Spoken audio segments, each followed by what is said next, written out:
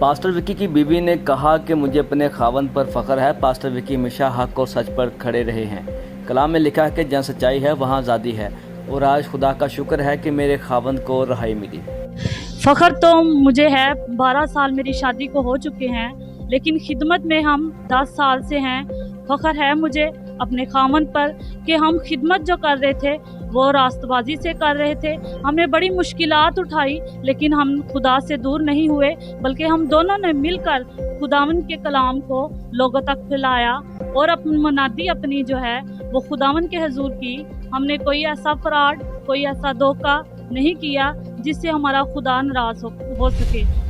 और पादरी विक्की जो है वो एक बहुत बड़े दलेर इंसान है। जब खानोवाना में कोई भी मुसीबत, कोई भी परेशानी होती थी तो वो सबसे पहले कहते थे अपने लीडरों से, अपने कलीसिया से कि मैं आपके साथ हूँ। और हमारी कलीसिया जो है वो कहती थी, जब हम बात करते हैं तो हम 20 दफ़ा सोचते हैं कि हमारे दरमियान पादरी विक्की है, क्योंकि वे एक जुरत वाले, एक हिम्मत वाले और एक ताकत वाले खुदा के फरजान थे।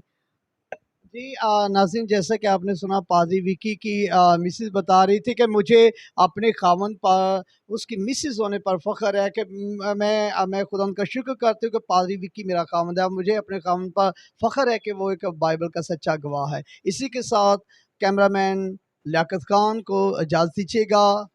फिर मिलेंगे एक नई न्यूज़ के साथ।